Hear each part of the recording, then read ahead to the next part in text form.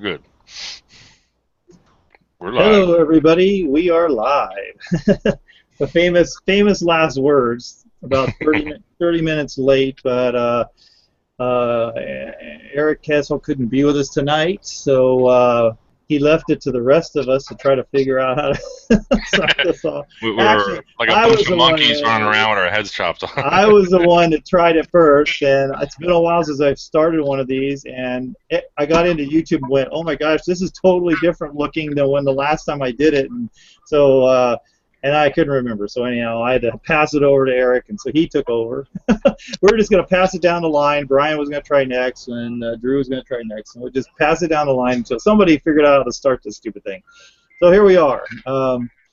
Whoops, and I hear my YouTube going over here. Uh-oh. Sorry, I made that mistake, but okay. So welcome everybody to Collector's Catacomb. I am Dan at More Old Stuff, and our trusty host is busy tonight. Tinker's Row Relics, Erik, and he's got a business that he's running, getting ready for a grand opening, and so he's been really busy. And what we do is we talk about our collections. We talk about things we find. We all have multiple specialties. We all have multiple areas to collect in, and we just meet here. We try not to talk about prices, although sometimes prices come up because collectors want to know kind of what things are worth as far as they want to go buy something if they're paying too much or whatever. But in most cases, collectors will pay whatever they feel comfortable with because they want that item for their collection. So I collect a multitude of things and show a multitude of things here in my in videos. I have a YouTube channel, Dan at More Old Stuff, and all of my connections and everything. If you go to moreoldstuff.com, I have all my stuff there. But I also do some retail and resale, as well as collecting. But this shows a little bit off the track of resale so much. We do mention, because all of us here do some resale and we kind of know something about values and stuff, but we try to stay away from that. But we'll talk about it if you need to. Got my new shirt. Nice. Got this from T Fury. Very cool. Just got it in the mail yesterday. And I'm going to show you guys some stuff that I just got in the mail. I picked up at my front door, like as I was walking in about 45 minutes ago, and so it'll be an unboxing because I have not opened the box yet from the stuff that I got. So let's go through and introduce our panel. Go ahead, Erik, introduce yourself and tell How's it us what you going? do. Thanks, Dan. Looking forward to the Star Wars stuff. My name is Erik Kessel. I am a military collector. I have a Facebook page, which I didn't put up, but it's called Military Collectors of Delaware Valley, and it's for collectors in the Pennsylvania, New Jersey, and Delaware area. I'm a moderator on the Allied Militaria Forum, a forum dedicated to collectors who have an interest in militaria from all Allied nations. Yes, and Brian, yes, I do own Facebook. That's pretty much me. I'm just a collector. I don't do much reselling. On a rare occasion I will, but for the most part, I'm a hoarder. So mostly militaria. However, I do like to collect some Star Wars stuff, vintage '80s toys, and pretty much anything else that kind of an interest in. Mostly antique-related items, and I guess '80s toys would now be considered antiques. Also, real quick, Erik, I think you got it clicked on me, so everybody's seeing me while you're talking. Oops, If you don't unclick you and let it go to there voice. we go. We're good. Yeah, I left that one. It's all good. So I'll repeat that all over again. No, I'm kidding. Yeah, we want to see your face say it. So that's pretty much me. We'll move it over to Brian. Me? Sure. Okay. I'm Brian. I'm going to be sort of like the MC for tonight. I also go by the Albatross on my pages. Yeah, and I'll be watching for your comments out here, so come up with questions. For those of you who are not here and don't hear this, you can still come up with questions too. I'll watch them, put them in our chat back here for the other guys, and we'll try to hit them as we go along in the show. And I got my new shirt. It's the Warriors canvas. There you go. Cool. It's the Veterans Art Center that I volunteer at and also do art at. So, yeah, let's kick it off. And, yeah, who's next or what's next? We got the Sasquatch. That way, I guess. What's going on? It's Greetings. Video, sorry, still on you, Erik. I already. Oh, really? I got clicked on Drew.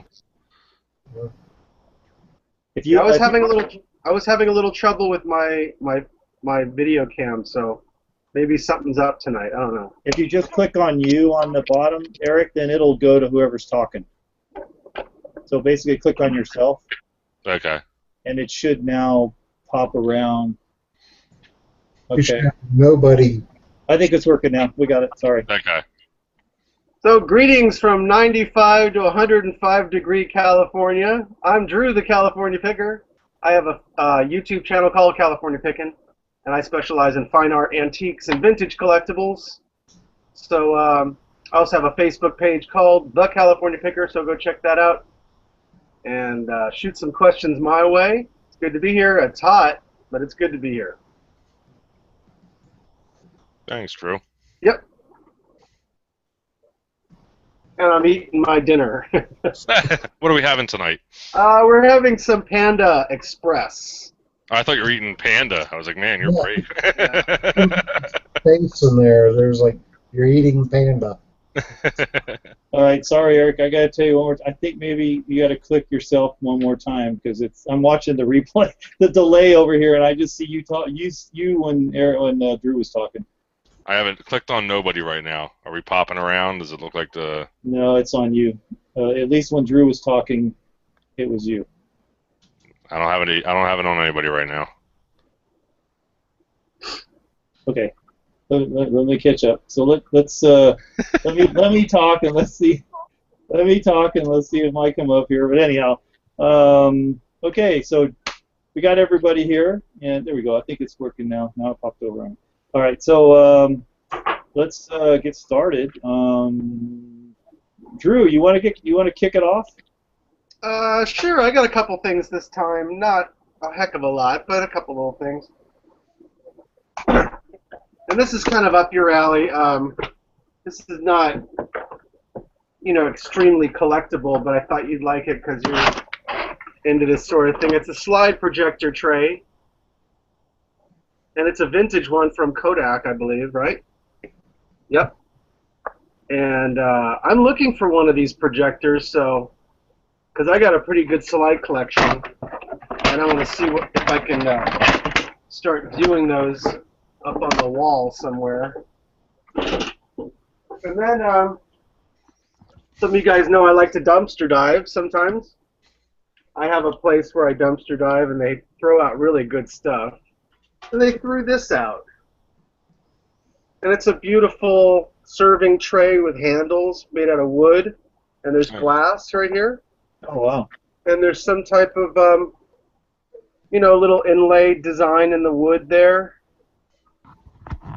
It's got some felt on the bottom, and I'm not going to let that go to the trash heap.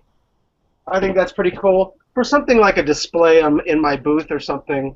If I sell it big, then great. Next, just a cool little. I believe this is Sheffield silver, and I was hoping this would be sterling. But it's not. I tested it. It doesn't appear to be sterling. But it's got some cool hallmarks here on the base that are really hard to see. You guys aren't going to be able to see them, but they're right up in here. And there's 4 of them.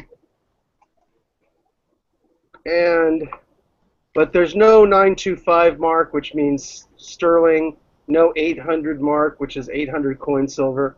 But this is apparently plate, but it's thick, and when I scratched it, it still had silver underneath, which is odd because that's probably like quadruple plate, and it's got a thick body, but it's got a beautiful design. I don't know if you're picking that up, but yeah. For a nice little cup for toothpicks or something, a real nice little thing. I think I got that for let's see, $7. Not to talk price, but you know, I got that at a little place and came away with that, no big deal. And then this is a really nice little item. I got this at the Goodwill, and there was a little tag under, well, it's a piece of tape with writing. It says cloisonné from China.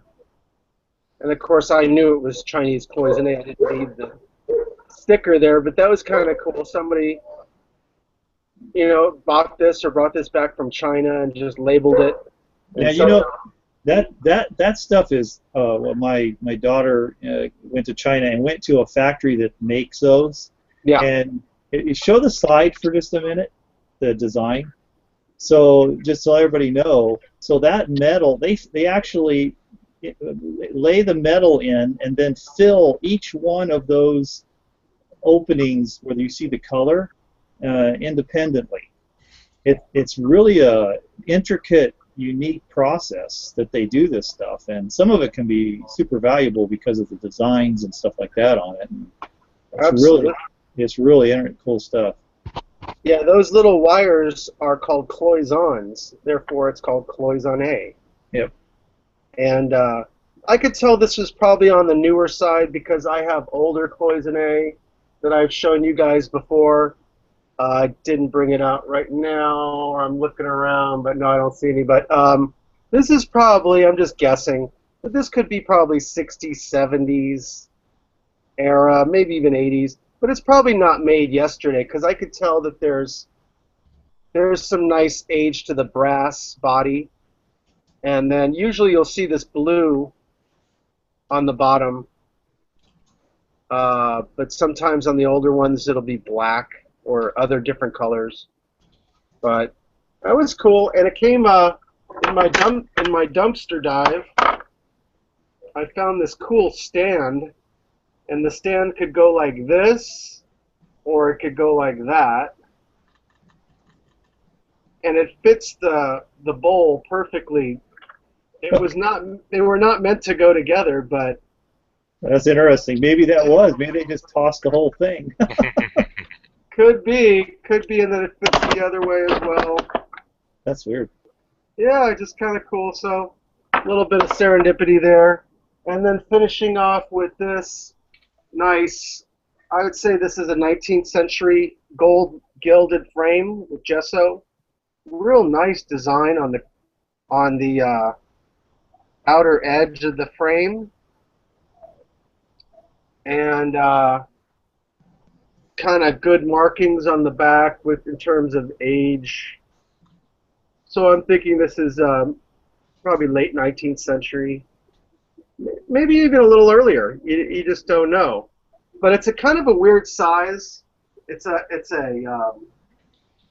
landscape this way. I don't know. I don't know what I'll do with it because I don't know if this is. Hold on a second. Let me measure this. Is that a standard size? You think it's probably custom made for something? Huh? Yeah, this is a long time ago. Yeah, it's 7.5. That's not standard by 14. So really, really weird size. That's a good tip for you guys out there. If you're buying frames, you kind of want to try to buy one that's standardized 8 by 10, 11 by 4, well 5 by 7, 8 by 10, 11 by 14, 16 by 20. 18 by 24 and 24 by 36. But back in this era, they were making these frames custom, as you said, for pieces of artwork that were painted on wooden panels. Kind of a wooden panel probably would go in here. And it's nice deep. It's a nice deep frame. And I think I got a hell of a deal on this at like $7 or $8. So that was great. I just really love. Sorry to talk about price, but that was a great deal. Cool. Well, as far as the price that you're talking about is what you got it for, I think that's okay. Because you collect, you got to buy it or find it. Yeah. It's not, Yeah, that wasn't. I don't want to give the impression that I paid a lot for that, because I don't really pay a lot for really very much stuff every once in a while. But you're right, Brian. I just Yeah, those are great little finds. I think that's okay to talk about little Oh things yeah. like that. What you paid for it, not what somebody else may. Right, It's right. value. It's value rather Yeah, than. I'm always looking for these frames to have something to put in it, whether it's for me or whether it's for somebody to sell, to sell it to. Because as I've shown in many of my videos, the frame makes so much of a difference. It's like night and day. You could have something, you could take Picasso out of a frame and it's not going to look too good, but you put it in a frame and it's all of a sudden. Yeah, and you could take some crappy painting and stick in a frame, and it looks really good, and people, oh, Yeah, that got some potential. exactly right. So I've told you guys before, I'm kind of limiting on some of my buying because I just have so much, but I still drag in this stuff. So every 2 weeks I'll probably have a little something to show you.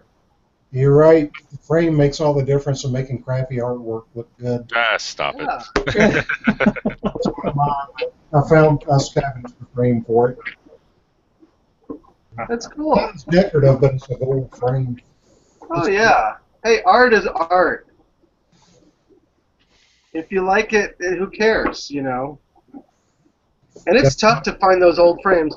That's an expensive frame. I won't go into the price, but that's an expensive frame if you were to buy that.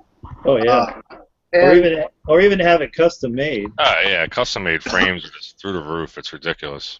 And you know what's great about this? You'll never achieve on a new frame. You'll never achieve that kind of patina. Yeah. That's got a certain thing. That's 120 years old or more, and you're just going to get that patina. You're not going to get that from a new frame. Yeah, it even came with the double matting. Yeah, that's expensive stuff. I used to do framing, so I know about that. It's almost unheard of. Like, you could actually spend more money on the frame than the art. Yeah. Yeah. Anyways, that's about it for me this week.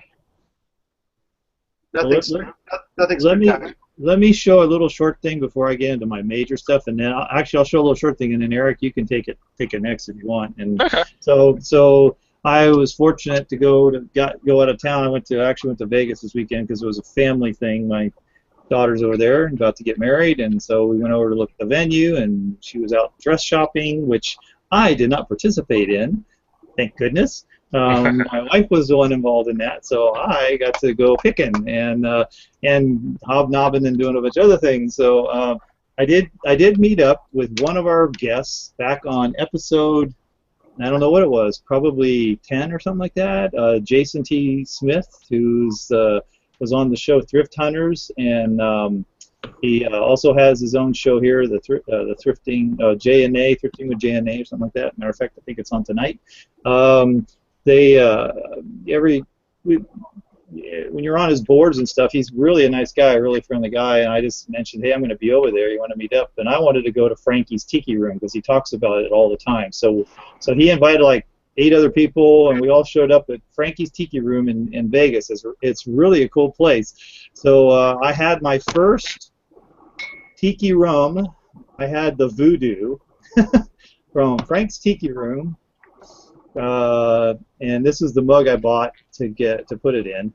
Nice. And these are heavy duty, man. These things are nice, and it's got signed by the artist. These are I think these are all reproduced or made in like China and stuff. I think they're all made overseas, but they have limit. He said they do limit the number that they make, so there is a limited number. So I don't know if they're going to be any value. I think the coolest thing is that it's from where I got it, more the experience. So this is something I'm going to stick on the shelf. I'll probably never get rid of this one. And then I got this one because my daughter was there with me, and so I got this for her. And I'm going to try to get the light right. It's a little bright, huh? Let's try to dim it a little bit. Check this guy out.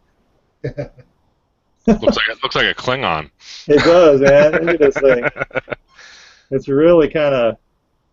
Now this is like a glossy one, and it's got on there, Frankie's Tiki Room in Las Vegas, and Tiki Farms, the name of the company. It was made in 2012.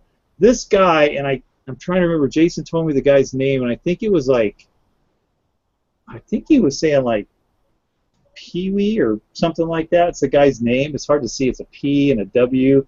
But I guess this guy committed suicide like 3 days ago. Oh, no. So That's what they told me. He goes, it was just really weird because he saw the mug and he goes, oh my gosh, and his wife says, oh, that's the guy that just committed suicide, and he was the one that designed these. So I guess this guy was in the Frankie's Tiki Room when these first came out, and he sat at a table and people were buying them, and he would autograph them, paint it on them, and then he would also paint like details inside all the lines, and he would customize each individual one that you bought from him while he was sitting there. That would have been a cool one to have. I think Jason said he had one of them. So, but anyhow, so there's an addition to my Tiki collection. Yeah, this has got Tiki Room, Frankie's Tiki Room on the back of it too. So, and this one had a pineapple rum. I think it was called the Tikihana, something like that, Takahana, something. I can't remember the name of what it was. They had a pretty vast menu of drinks. And I'll tell you what, this sucker was strong. They have their menu goes by the number of skulls, and I think 5 skulls is the top, basically the most rum. This one was a 5 sculler. I only could handle one of these, so I wasn't driving, by the way, so that was nice. We had a designated driver with it, so. Let's do that. All right, I'll let you take it, Eric, from there. All right, no, that was awesome. Well, I definitely want to hear about the Pawn Star shop, so make sure you save that for later. Okay. I've heard good. I've heard mostly bad things about it, so I'm curious to see what. Yeah, I'll tell you about it. I have a couple things to share tonight. So this weekend I went to a meet with a family member. Actually, they were giving me some firearms, which is always fun. But on the way home, I was driving by a shop, a vintage shop, and saw a helmet sitting out, a military helmet. So I decided to pull over and to see what the helmet was all about. It wasn't really anything that I was interested in. So I started walking through the shop, and there's some really nice stuff in there. And one of the items that kind of caught my interest was this guidon. So this is basically kind of I'm sure Brian can elaborate from experience, but it's basically a flag or a symbol of a regiment or a company. In this case, it's actually, I'm just going to make sure I have that the right way, yes, because it's actually double-sided. So this is actually for the Army Air Corps and for technical school, and then it says 57th. Now, I've been trying to figure out what the 57th might signify. I believe it might be the class, but that seems kind of, from what I've been reading, I don't know if that's necessarily the case. So I'm still kind of researching this one, but it's just a pretty cool piece. World War II era, double-sided. It's got the Army Air Corps insignia in the middle. And then this is actually an official government issue guidon, because on the inside, and we may not be able to see it, but there is a tag for the Philadelphia Quartermaster Depot. So that shows that it was, a depot issued item and, put in the military service. So there's a lot of different guidance, depending on, like I said, the regiment or the company, et cetera. But I just thought it was pretty cool. So, and again, not to discuss price, but I got it for $10, so I really couldn't beat that. Yeah, that was a nice. That's deal. cool. I mean, the insignia with the Army Air Corps, the propeller and stuff, that would have right away, man. I'd have jumped on that. That's good. I almost didn't find it. So I had some boots put aside. There's some World War II boots, which you only wanted $10 for, also, which was a good price. And then he had a Marine Corps uniform for $25, World War II, dress blues, which was again a good price. And then I was looking around to see what else I could put into the pile and try and do a bundle type thing. And I saw this flag, or I saw a bunch of U.S. flags. So I started looking through them to see if there was any, because I have a couple 48 star. I've been looking for some, earlier ones. And this was hidden under about 5 flags. So, it wasn't even out on display. He didn't, really consider it to be interesting or, of value. It was just kind of buried. And I saw it and pulled it out, and I was like, oh, man. So I really lucked out. The only thing that's, kind of sucked was he didn't take credit. And I only had $10 on me, so I had to make a Sophie's choice. And I knew this was the one that I, never be able to find another one of, again. And I figured, I'll take my chances coming back next week and, pick up the other items. So that's my Saturday trip, hopefully, is to, come back with a nice Marine Corps uniform and some boots. My next item is, I shared this on the Facebook page, but I thought it was pretty cool. So this was actually given to me by a friend. He actually used to volunteer at a thrift shop that I also volunteered at. And so these were some medals. He contacted me. He said he had some medals that he was going to throw away. He thought they might be military. So, you know, I think I was over at his house within like 10 minutes once he said that. And so I went over, and it turns out they're not military. There was some military items in there, some collar discs and some buttons. But the medals are actually for the, and hold on, let me pull up my notes real quick. It's for the B of A, which was the Brotherhood of America, which was previously the Brotherhood of the Union. And they were kind of a socialist organization that, you know, believed in equal rights for workers.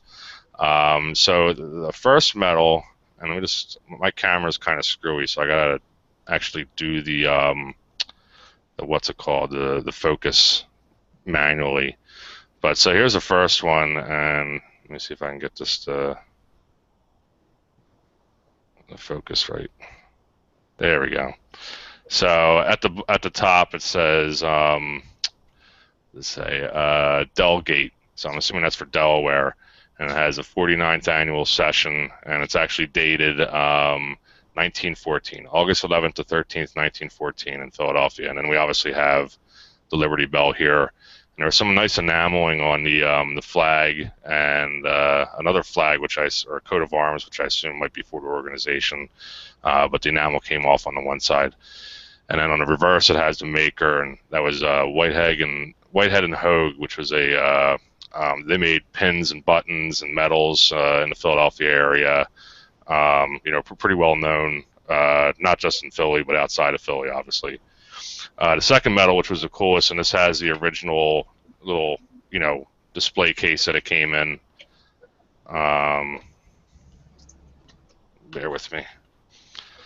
So here's the second medal, and it's you know, gilt material.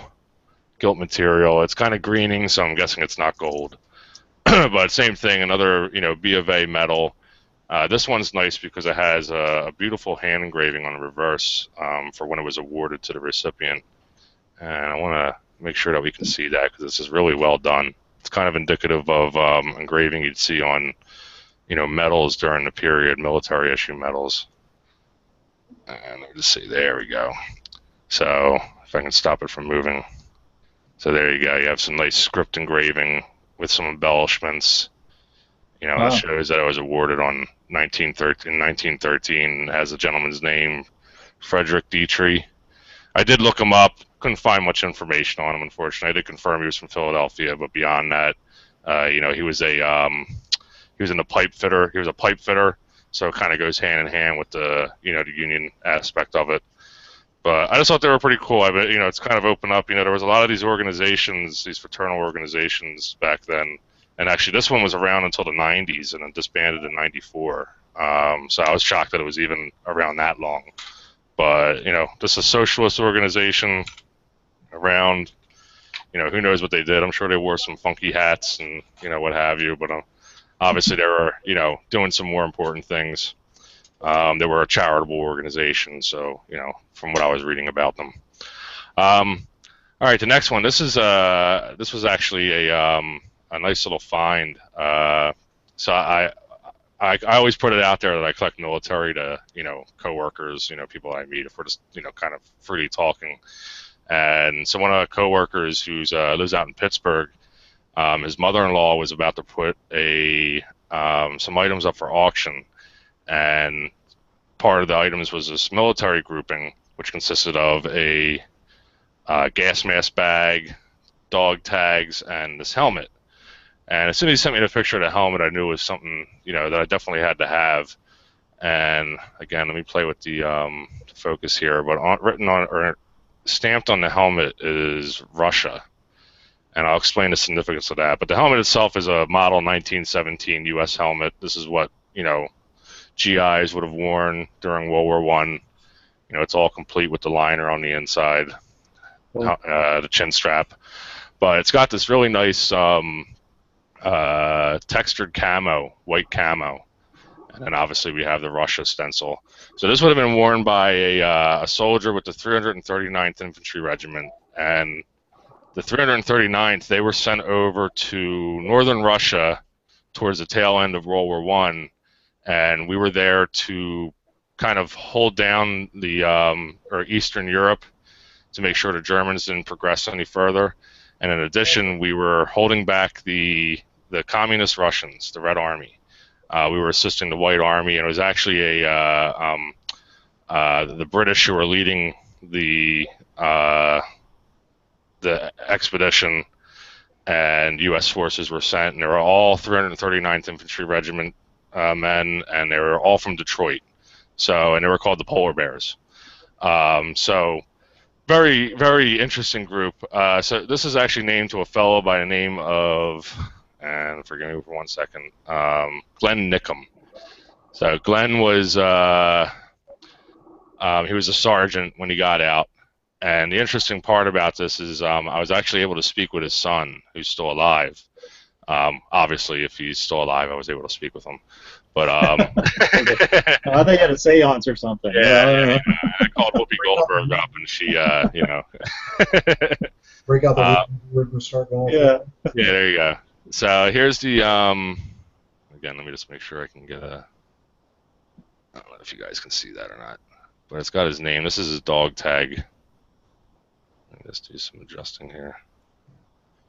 So it's got his name on the front, Glenn L. Nickham, and on the reverse it would have his serial number. So it was interesting. He was able to kind of give me a history, his father's service, and everything from where he went through for basic. He kind of discussed how he went overseas to England initially, where he was issued a Lee Enfield, which was the British, rifle of issue at the time, and then from there he was transferred to Archangel, Russia, where he was issued a Mosin Nagant, which was the Russian rifle of the time. And then he told me that sometime while he was in North Russia, there was a aircraft bombing of a building, and the building exploded, and Nickham was actually injured as a result.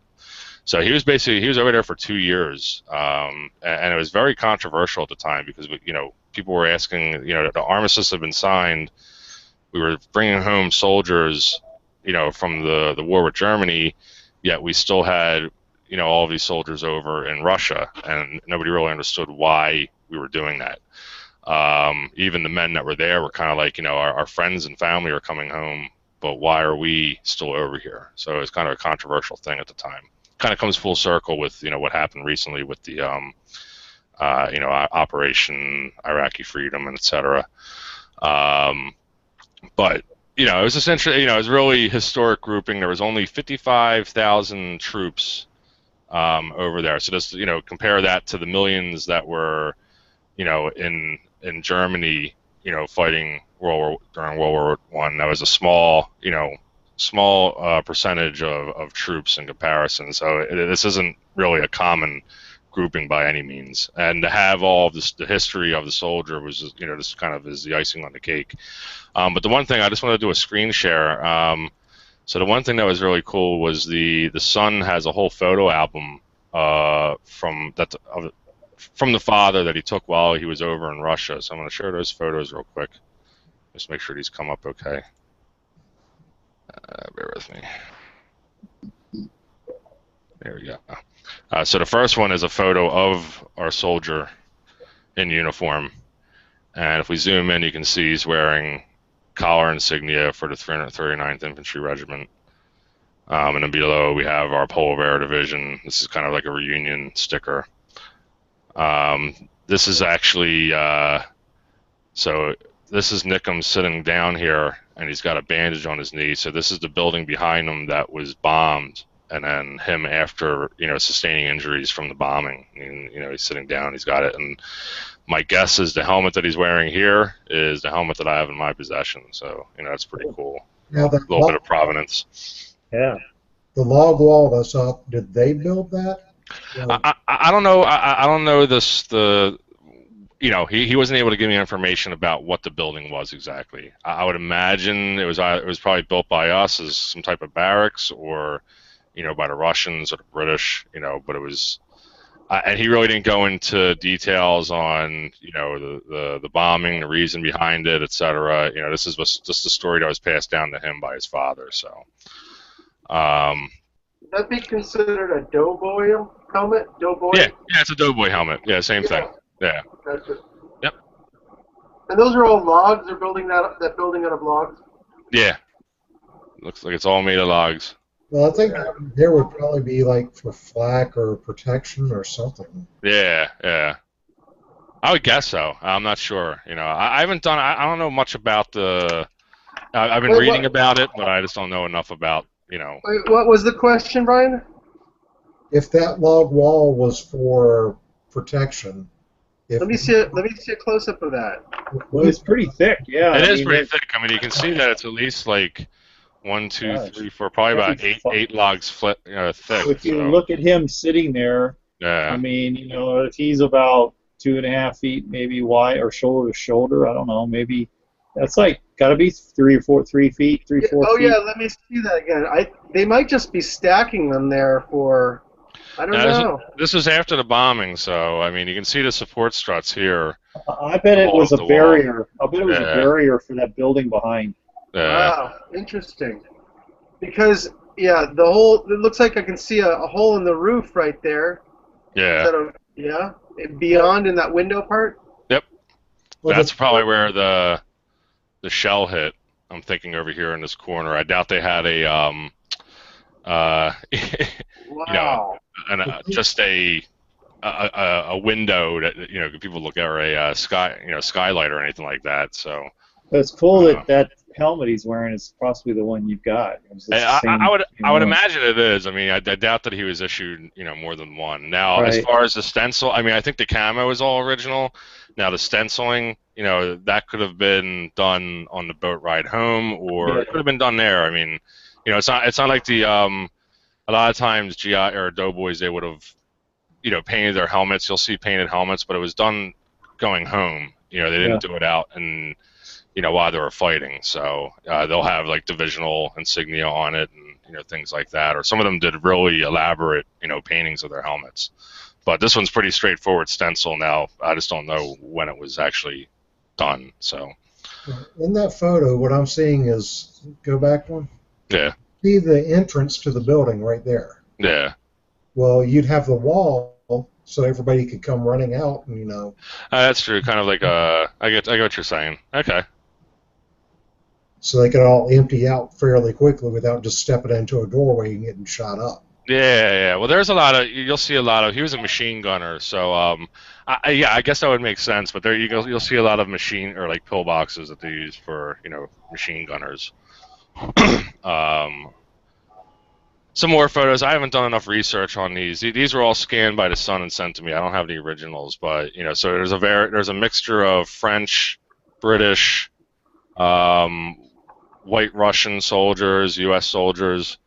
So here you can kind of see that's a Vickers machine gun, and what looks like some British soldiers, surrounding it, and you have a Rusky, a couple of Russian soldiers.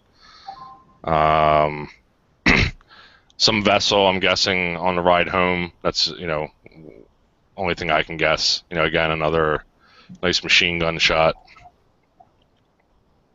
Looks like interesting that all their walls are wood. They must have been a heavily forested area where it was easier to get wood to make your barricades than digging trenches or using sandbags or whatever. Yeah.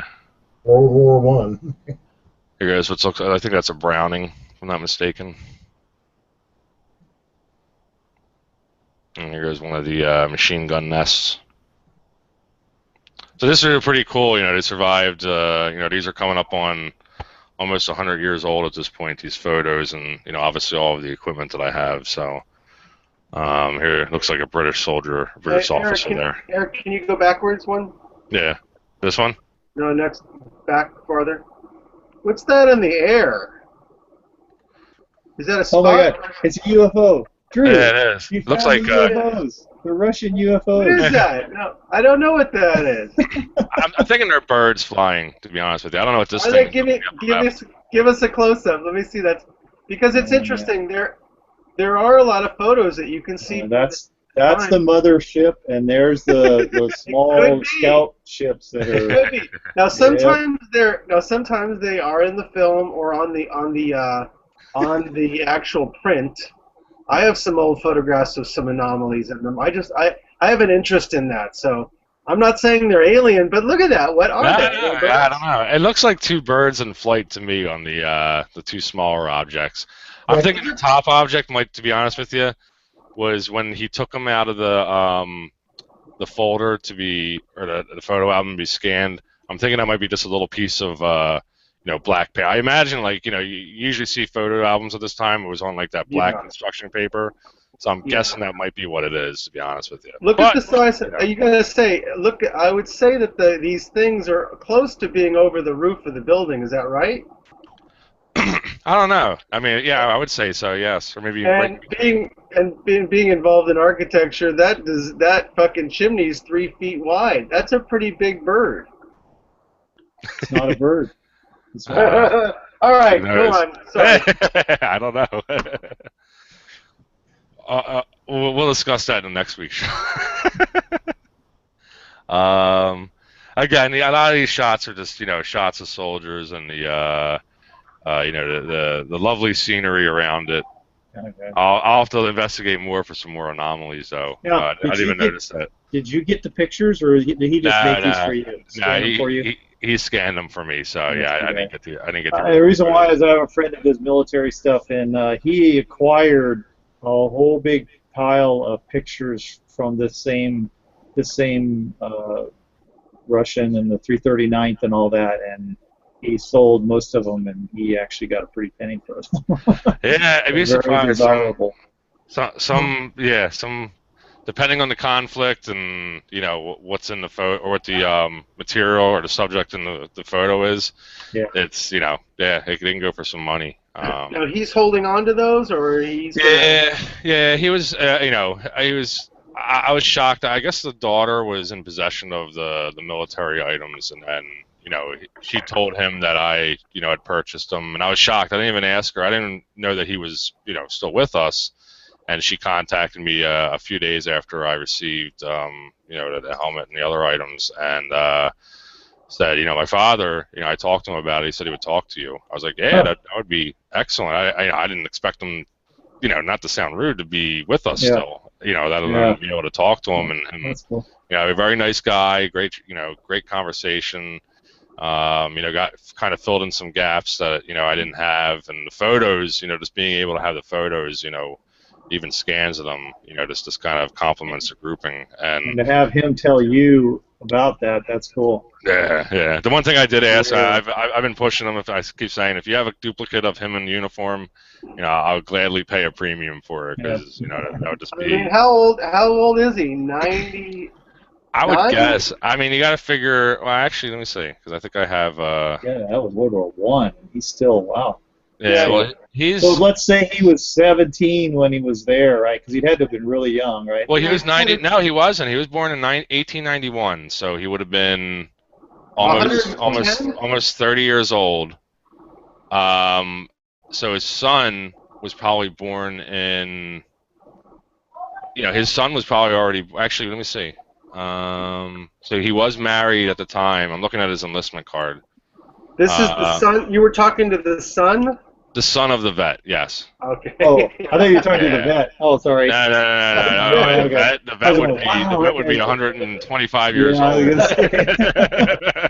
Wow. No. The son of the vet is who I was. Oh, that's still cool. Yeah. It doesn't happen either, so. Yeah.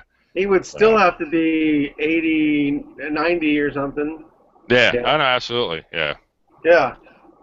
All right, so I got two questions. One, the dog tags, since you know more about the history than I do, I wasn't into the history. C has one of them.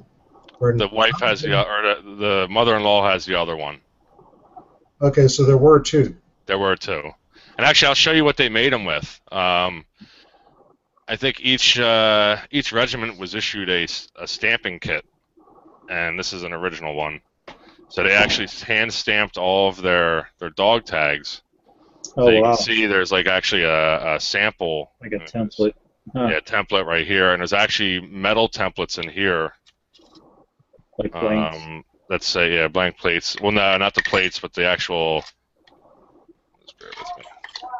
The actual template, and it says tags on it. Yeah, Yeah. you use it to line up the letters so you get a straight line. Exactly. And this would have been used. Yeah, this would have been used for their. It says meat can, which would have been their. Sorry, brain Right. fart. Commissary. Yeah, it would have been their. Mess hall. Mess kit. Yes. Yeah. And then you had one for a template for their knife and spoon and fork. So. Can you hold that box up again? See what it looks inside. Only reason why I'm asking because I see these things all the time. I see similar things like this, and I'm thinking maybe I'm overlooking a dog tag stamping or a stamping machine. So it says marking outfit for stamping metal. So this is a World War I version. There is a World War II version from that would be dated 1942, and in that you don't have the dog tag template because by then we were machine stamping our dog tags. Right. But on the inside, like I said, it has the template in here. Yeah. You have your block that you would have used to actually stamp, and on that there's actually a thing to hold it down. Right? Yeah, there's actually templates on it for the fork, and then your dog tag, and your meat can. That would have been for the handle on the mess kit. Yeah. And then you have obviously your little metal mallet. Cool. And then all of your little templates. So these would have had the letters and numbers on them. This one's complete. This one's 100% complete, and there's actually just some extra pieces in it too. So, but these come up pretty regularly, more often than you would think. You would figure, how they didn't issue a lot of them, but they do come available. I had one, and then I had a chance to have a second one, but I wound up giving, or actually a buddy of mine wound up taking it. So I've seen two of them at least. Just kind of, and not even in a setting of like in an antique mall or anything like that, or online. That's just kind of out in the wild. Somebody saying, "Oh, I have one of those," and that's how I acquired this one. So this one came out of a house clean out that I did. It was a World War I vet, and he had this sitting down there. And then the other one came out of actually belonged to, if you remember last week's show, I was talking about that trench knife. My boss, he had his grandfather's, the marking kit that his grandfather brought home. So. All right, now for the second question. Yep. Drew.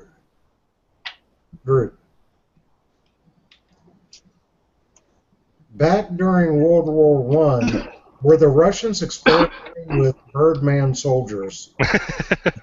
Birdman? No, they Stalin, not in World War One.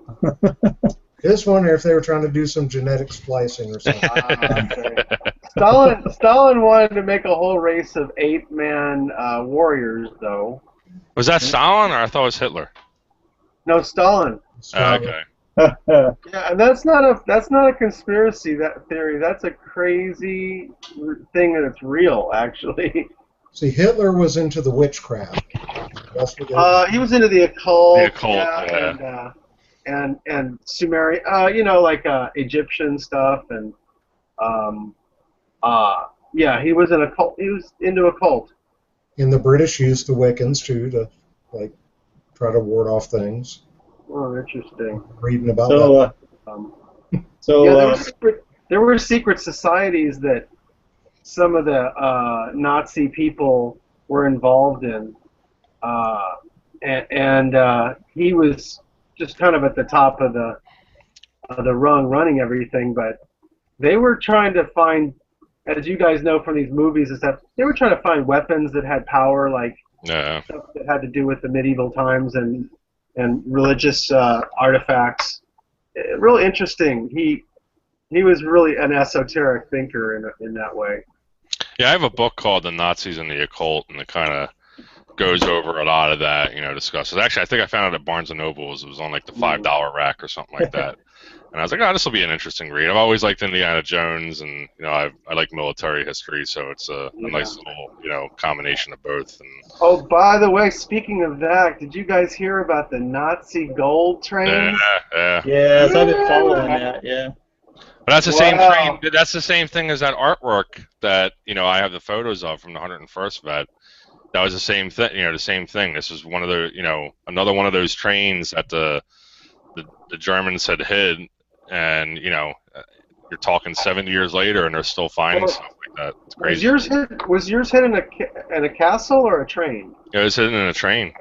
In a train. What? Yeah. What? I thought it was found in the castle of the bird's nest or whatever. No. It was hidden in a train in the Berkscott Okay.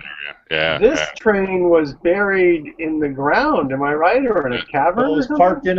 parked in a tunnel. Yeah. I think there were two of them. They were parked in a tunnel, and then they collapsed the tunnels to hide it. Wow. So it's just sitting in there, all these cars full of gold, which no one has seen yet. But anyhow, Yeah.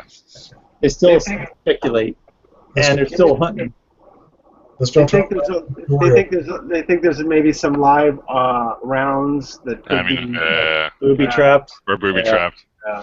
Yeah, I'm sure. But, That'll be. That's parked. It's parked right outside this amazing castle. Am I right?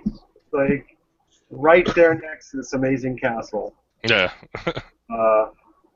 And we are finding out that a lot of the Nazis have escaped to South America. That's kind of a known fact. But there's Leave all kinds of Argentina. conspiracies about that, about Hitler made it to Argentina, and Yeah, we don't know about Hitler, but Yeah. there's some stuff in the jungle over there, guys, with swastikas and stuff Yeah. in the jungle that had no business being there. Well, they picked up a lot of ex-Nazi criminals over there. Yeah. Before they hunted them all down to Argentina, they let them pretty much Right. live freely over there, and they've hunted down quite a few of them, found them over there living. They were like 90 years old when they finally got arrested or whatever. Yeah. They lived there too long in peace and quiet, but Well, Hitler we don't know about, but I think that's an Yeah. interesting thing. It's a great conspiracy. I don't know. all right. They actually just caught an SS guard and charged him with something like 1,000 counts of Oh yeah, I remember that. Yeah. He was like 90 something years, Yeah, 89, exactly, 90 years yeah. old, and they charge him with like 1,000 years in prison or something like Yeah. that. Is that Demaniuk? I don't remember his I don't know name. what his name was. This was recent. This was in It's past, like within the last couple of weeks. I remember Yeah. hearing it on the news. Yeah. Yeah. Yeah. All right, guys. We're gonna lead into with Eric's picture there, because Wheelin' Dealin' says that it looks like there's Star Wars spaceships in that picture. So I actually thought, and they look like X-wings. I don't want to say it because we said it earlier, but it looked like a bird of prey. Because I already made the Klingon reference, so I didn't want to do it again. But it looked like a bird of prey, to be honest with you. So that kind of leads me into my stuff, and because I'm a Star Wars collector, and so is Erik, and I was out and about this weekend, but I left for a trip on Friday. But Friday, of course, you guys all know that it was Force Friday. Force Friday was the day that Disney, Hasbro, they held all their new toys for the new Force Awakens movie, and they waited and they released most of them last Friday, and they distributed them through Target, Walmart, Toys R Us, a couple other department stores, and some independent dealers throughout the country. And come to find out, they were very limited in what they had. At midnight, 12 a.m. on Friday morning, the 4th, is when the doors opened, and everyone that was in line or waited in line went in and was able to. So I was packing for my trip and trying to get everything ready, because I was leaving the next morning at about 5 a.m. So I wasn't sure I was going to be able to stand in line in front of Walmart at 12 a.m. in the morning. So I just happened to keep hitting the websites, Toys R Us website, Walmart, and they had everything almost listed. They had things there. You could see changes as they were listing and getting ready for midnight. I thought, well, if anything, I'll buy them. And I'll kick it off at midnight. I'll buy them online, and then I don't have to go sit and wait in line somewhere, right? Well, 12 a.m. was for the East Coast time. So what happened is when 12:01 hit on the East Coast, that's 9 o'clock my time. So at 9 o'clock, all the websites opened up and started selling their toys. So I didn't realize that, because I didn't hit them until about 10 o'clock, so I missed the first hour. And I got on Toys R Us and was able to pretty much pick up a sampling of everything, except for, I think there's the Black Series, which were very limited. They sold out fast, and some online stores didn't even have any of the Black Series, and those are the 6-inch characters. I'm going to show you those in a minute. and then there's a couple of the 3 3/4 inch figures that. One in particular that just went boom. There were two actually that went fast. So from what I'm reading, some of the forums I'm on online and some of the Facebook pages, Star Wars collectors pages, a lot of the overall consensus was that basically a lot of the stores didn't limit the people how much they could buy. Some said they were, but they weren't limiting them. So the first 3 people that got in a store pretty much cleaned the shelves off in the shopping carts, and then everyone after had nothing. They was just picking, you know. And then, you know, as a collector, you want to have one that's on a card that's not ripped up, you know, it's not torn, and people were grabbing and doing all this, and so half the stuff that was left was all ripped open, and cards were ripped, and so nobody really wants to buy those, right? Because it's you know, it's not any good unless you're going to get a discount, which they weren't giving you. So anyhow, can I ask a question, Dan? Sure. The movie hasn't come out yet. So these figures and characters are exactly from what? I know you're going to show us, but isn't that kind of odd? Don't they want to keep them secret right up until the end? Well, they're keeping some secret though, right? Yeah, there's some they haven't released yet, but that's why everyone was so excited about this, is because, you know, if you remember the first trailer that came out back in April, they had the very first Force Awakens trailer. And I'll tell you what, they were running that thing in super slow motion, looking with magnifying glasses at the stuff in the background. They were trying to analyze everything they could find about the plot.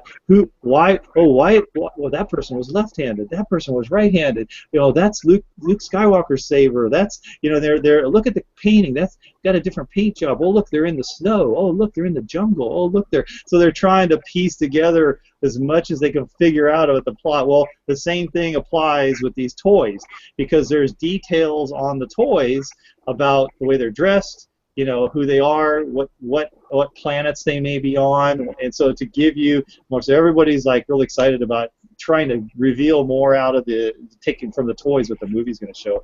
So anyhow, I bought all these online. I did most of my shopping online. I didn't quite get everything, and fortunately for the show tonight, when I got home, my package was sitting there at the front door. Now, I don't know. This doesn't feel heavy enough, so this may not be everything I ordered. It may be coming in 2 boxes. So I'm hoping not. I'm hoping that this is what I think it is, and I don't know. Let's give it a shot. Let me see what I got here. I was watching the tracking. Are you sure you didn't order something else? You want to make sure. Yeah, I know. This better not be this is not my Star Wars underwear, man. Might be a blow-up doll in there. I was watching the tracking, and the tracking says that this is what this should be. This is better than the Geraldo tomb opening, so I'm that's a pretty that's a pretty large penis pump. Oh no! Look at this. All right, so I see what's in here. I know what this is. This is not going to be all of it. Unfortunately, this is not my whole order. Dang it! I was hoping I'd get the whole order. So they shipped it in two separate boxes somehow. All right, so what we got? Ear pillows. Yeah, we got some shipping material, packing material. Let me put this on the floor so I can get to it better. Yeah. Somewhere I can find the floor here. Yeah, so I got this. Looks like. This is going to be this guy's name is Ray. He's a 3.5-inch character, and then this is his vehicle. This vehicle's in here, and this is the vehicle.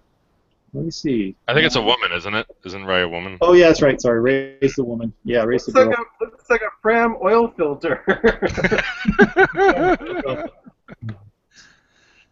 Now, I went to Target when I was in Vegas to try to find the rest of the stuff that I didn't get. This was still available. There were still a few of these sitting around. So, and then I was at Walmart the other day, and there was some of these here. So this one didn't come out to be as desirable as some of the other ones were for some reason. But I got it. I got one. What I was told, I went to a toy store. A collectible toy store in Vegas when I was there, and the owner of the store was telling me about how, because he got some of these on Wednesday before the Friday, he got some of these on Wednesday from his distributor, because they worked a deal with Hasbro and was able to get them. And so he was selling them like 2 days before, and pretty much sold out of pretty much everything. He only had a few things there, and I bought one thing from him that I didn't get, and that was actually this guy. And this is Captain Phasma, and he's a stormtrooper. A badass stormtrooper. A stormtrooper that's kind of like silver plated or something. And there's like this. These are coming with some kind of a backpacky thing or something. Yeah, and so what I was hoping for too is that they would do like the old days and have a hole here instead of this. So you could, because what I was getting shipped to me in the mail was coming from the factory, and it would have been plugged up, right? So there wouldn't have been a hole poked in it, and it would have been kind of an unpunched card. But this is how they're doing it, so now you can't can't do that. But anyhow, this is one I picked up in Vegas because I didn't get this online. It was already sold out. This guy was sold out. Have you ever done grading on figures, Dan? I'm just curious. I have not. I've looked at a couple places that do it. Yeah. And they take them. I don't know. I'm thinking about it. I haven't checked in what the cost of it is, but I'm thinking about it when I get some of these in. The one that I did not get was Kylo Ren, who is the new bad guy. Mm-hmm. He's the most popular, and I did get a 12-inch figure of him. That's coming. It's in a box coming. Black series, or yeah, no, 12-inch is not Black Series. It's a different. No, I know what you're talking about. Okay, yeah. Sorry. These are Black Series here. Yeah. So this is Chewbacca. I was able to find this was the last one at the Target I went to. I'm trying to do this so it's not get the glare off of it. There you go. So all of them have numbers on them. I believe there's 10 or 12. I'm not sure. They're limited in the amount of figures. Yeah. Right? And what the guy told me is that what got shipped to all the Targets and the big box places and all the stores, once their inventory is, they're not going to get any more, and they sell it as however they need to sell it, and anything left over after a certain date, and he didn't know what that date was, they're ordered to destroy it. So basically, this first wave of toys that came out that makes them collectible. Once that first wave is over, then then you've got it kind of a collectible piece. And this is Finn. Now this one, because these are like the last two, this box is in a little bit dinged up. This one has, see on the plastic, there's some scratches right there on the plastic. The corner's got a few little dings on them, but that was all. I didn't get any. I didn't get any online of the Black Series, the 6-inch character. So he's number 1. So I just got whatever I could. I've been stopping by Walmart's and checking. I'm on the wall. I actually pre-ordered. They're getting some more at Toys R Us, and they're getting they're getting some more of these guys. The 3.5. Yeah, the 3.5, and I ordered 2 more. Online, you could only order 2. You would only order 2 at a time. Yeah. And then I got this one, which is, I think you have to put this sucker together. It's a pretty decent size. TIE fighter. Yeah, so it's a. Is this the one with the red? The one red. Yes. Okay. Yeah, this is what's in the movie with the red. Now, this is a pretty good size. This is a big sucker. I think this is the one I saw. Because let me see, what's the dimensions of the wings? Because these are sold out. I can't find these. Oops, wait, I'm trying to see it. I was trying to get the dimensions because they do. Yeah, this is the big boy because the characters fits inside of here. 3.5-inch figures fits in here, so that's pretty good size. Yeah. That's pretty good size. I'm gonna have to open this one up. I'm gonna open this up, put this guy together. Don't do it, Dan. Don't do it. Come on. I'm gonna have to buy a second one. I know. No, I'm gonna open this one up. I gotta open this up. Wait 2 years and then buy. And see what's happening with the collectability, right? Yeah. Hopefully it's not a what's it called? Power of the Force failure. So I know everybody was collecting those, thinking that they're going to be worth something in the 90s, and they turned out to be worth nothing. Yeah. I was when I was at that toy shop talking with that guy, and he goes, yeah, because we right now the Return of the Jedi and I'm sorry, I'm blank. Second movie, Empire Strikes Back. Those are now starting to become. I mean, I was looking at prices on some of those where some of those you can't get for less than $80. Oh yeah. Oh, if they're $80. carded, Yeah, don't even. carded. $80 that maybe the card's got a maybe a crease in it or something. Even the it's cards are selling for money. Just blank. Yep, cards. empty cards. Yep. If you got the card without the figure, but you have the plastic cover and the card, those things are going pretty good too. Yeah, I found I was almost ready. So I'll show you what I did buy from this guy though, because so yeah, I'm sorry. I thought this was going to be my figures because I got about 15 of the 3.5-inch figures. And kind of disappointed that I didn't. You'll have to periscope the next one when you get the next package. Yeah. It'll probably be here tomorrow because I ordered them the same day. So I'm thinking I'm going to go look the tracking number again. They said it was out for delivery, so I'm hoping the mailman didn't drop it off at somebody else's house. That pissed me off big time. All right, Queen City Picker asked any idea of how many of each were made? I don't know. I don't know that. I tried looking that up. I could not find any info if there was anything about how many they were actually made.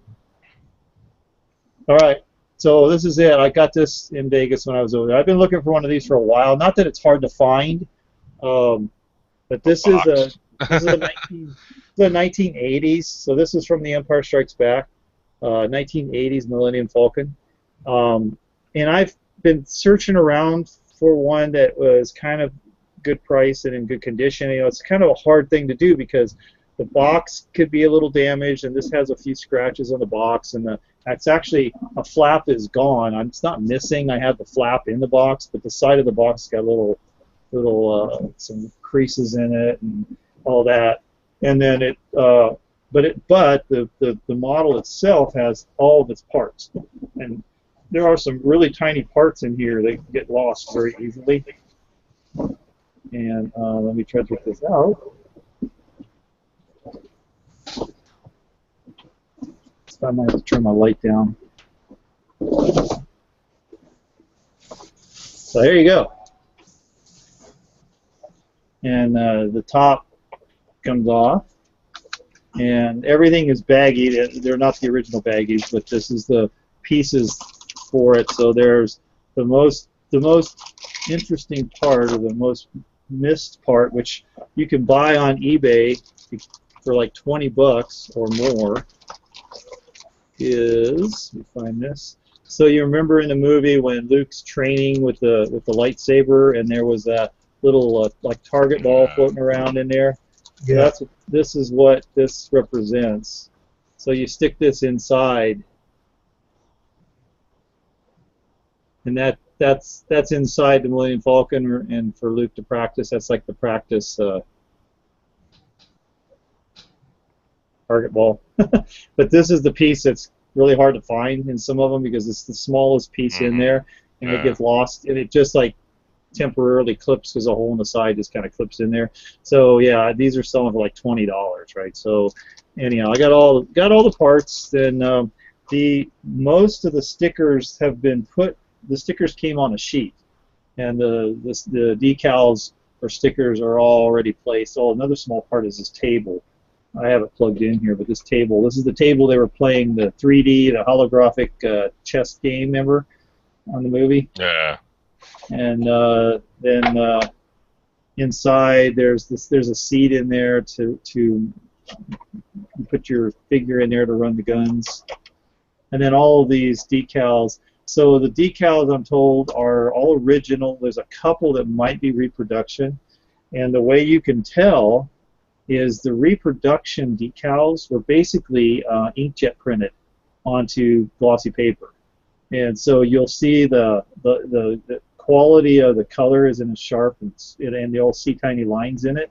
And there is two or three on here. So whoever had this before, tried to make it complete with the more decals, the correct decals, and there are a couple on here that I think it's hard to see, where the black is not as black, and you can see the lines going through it, and it might be these orange ones here that that he was showing me that probably not real. And then this has or not original, but it's good because it's got everything. And these legs come down. And I didn't get batteries. Dan, is it missing some glass over the right? Yeah, here it is. I don't have it plugged in, but here you go. This is the cockpit cover because this comes off. And then you can put two figures in there. Yeah. And then it goes like that. Gotcha. And it does have a ramp, the ramp for the bottom for the door, and you don't want to take anything that has a clip.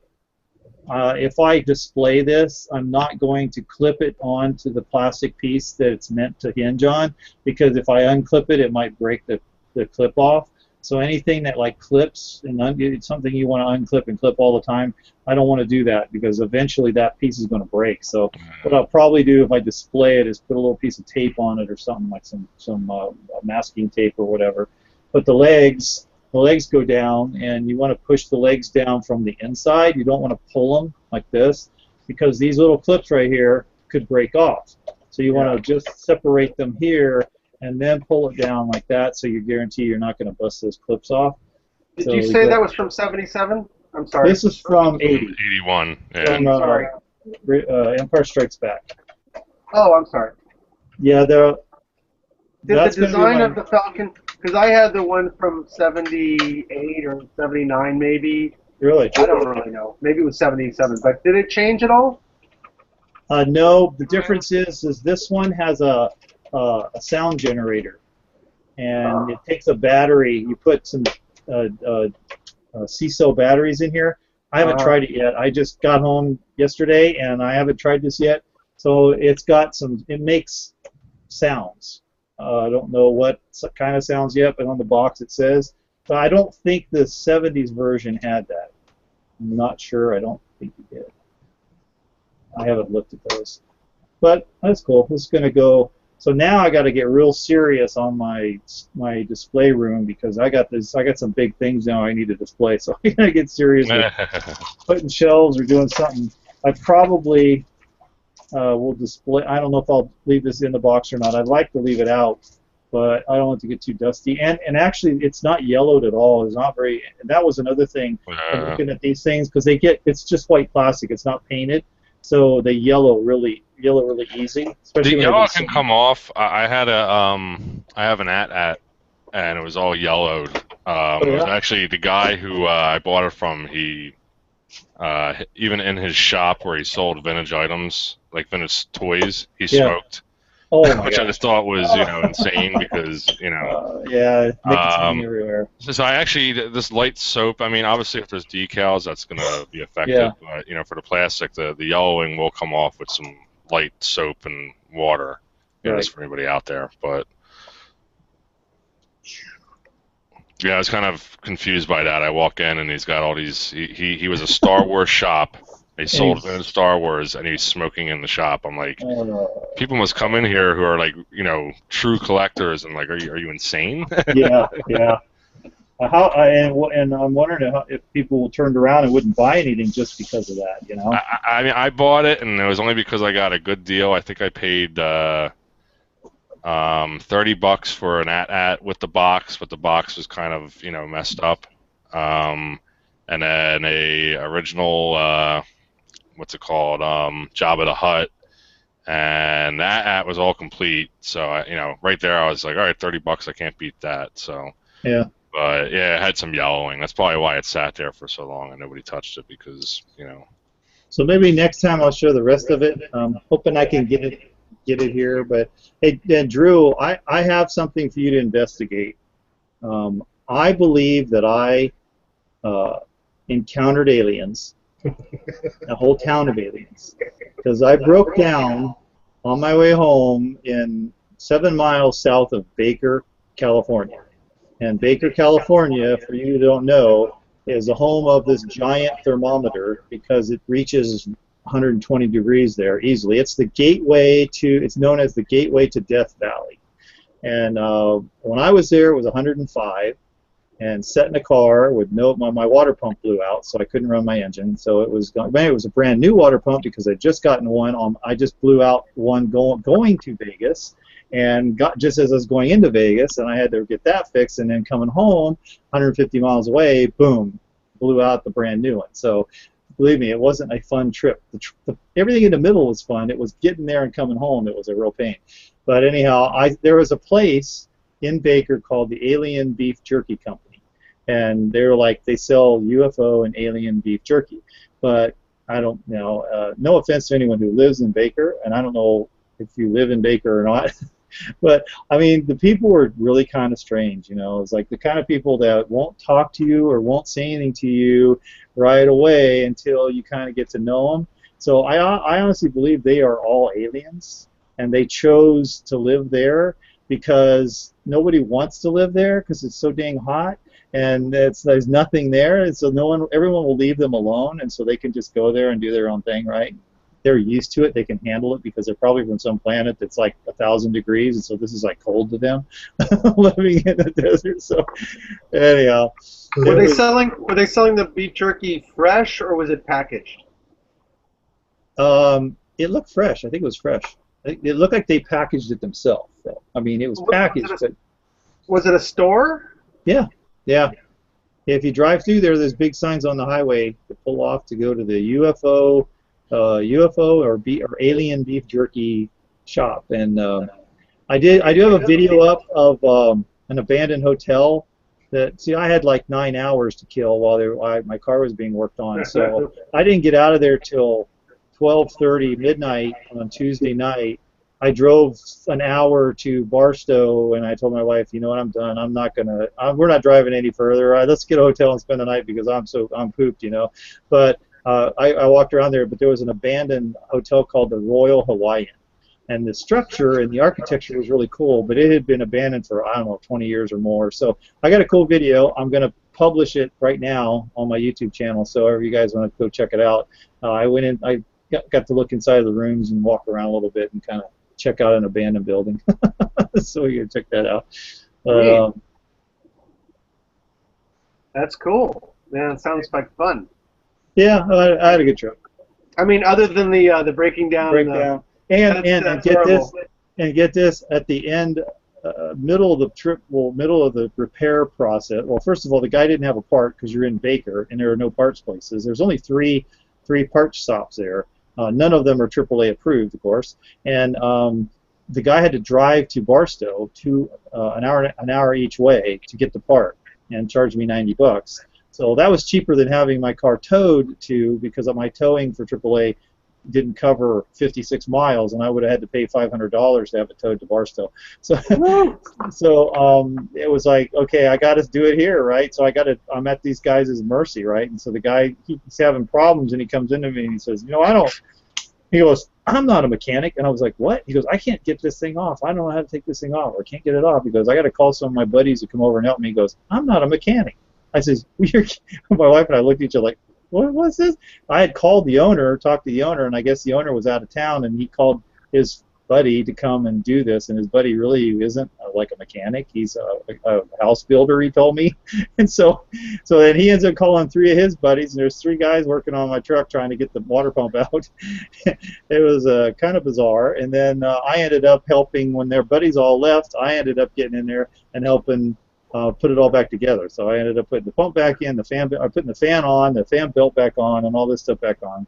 And holding flashlights because it was midnight and we were working on this thing. So it was kind of crazy. So if you're ever in Baker, stop by the alien beef jerky place. Did you buy any beef jerky? Nah. I couldn't get there because I was at the mercy of the tow truck to drop me off at one end of the street, and it was way down on the other end. So it was closed by the time I was able to drive out of there. So I was just wanting to get out of there, you know. Because I'm a killer. I make killer beef jerky and turkey jerky. So oh, cool. I just thought I'd ask how good it is it and all that. And oh yeah, I wish I'd have gotten some. Yep. Next time, I'll probably be there again because I'll be going back over there to do other family stuff. And Did they have a cool logo, like a flying saucer on the? yeah, actually, it did. Yeah. Good. Actually, their signs had like flying saucers and all this stuff. I mean, I'm a little jealous. That's pretty good stuff. I mean, that's a great little kitschy thing to sell, whatever, you know. Yeah, I know. Maybe they did that as a response to the "Don't mess with Sasquatch" with the sausage. Oh, really? You know, never "Don't heard of mess that. with Sasquatch." The Yeah, the beef sausage. jerky, yeah, Yeah, Jack the Links. sausage company links. Oh, really? Yeah. Maybe they did that in response. We need to be UFO beef jerky. Well, you That's can move cool. to Baker. Buy out their company and move to Baker. I Take over missed the- this. Are you done, Jan? Are you done, Yeah, Dan? Go ahead. Yeah. Okay. This is cool. I missed this. I did a video of this this week. You can go check it out on California Pickin'. Forgot about this tonight that I didn't show this. Nice little ladies powder box, antique porcelain powder box. And this lady, this porcelain box has the famous beehive mark on the bottom in a blue, cobalt blue. And it looks like a beehive, but originally when this company was formed, it was actually a shield like that. But people kept seeing it upside down, and eventually they just called it the beehive mark. And the beehive mark is from a company called Imperial and Royal Vienna Porcelain Company, and they date back to 1717 to 1864. And this lady right here, I'm just guessing, her name is Maria Theresa, and she was like the Roman empress married to Francis I. And she had 16 children, one of which was Marie Antoinette, and she gave birth to 2 popes, I think, Leopold and somebody else, Leo the First. And so this is a really nice little find that I found at the Goodwill, sitting there on the shelf. It's got some great patina around the rim. Now, these have been reproduced and knocked off. I don't think this is one of them, though. But when I say, you know, maybe it was a little bit later. So maybe this is like an old repro, because these old boxes get really ornate, and they get into the thousands of dollars. And this company's known for doing this heavily embellished porcelain plates and vases and things. You'll see that. But it's hand painted, and she's got little pearls in her hair that are all painted with a one-hair brush up here where my finger is. And it's just a nice little box. So look out for that beehive, and all depending on what the beehive looks like, because the beehive changed over the years. Sometimes it went from being more bulbous like this to more different changing of the shape. And it's just something good to know. Yeah, it's cool. Oh. Yeah, that's it. Squeeze that shit in there.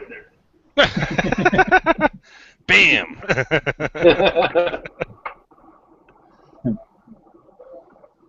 Well, anybody got Yeah. anything else?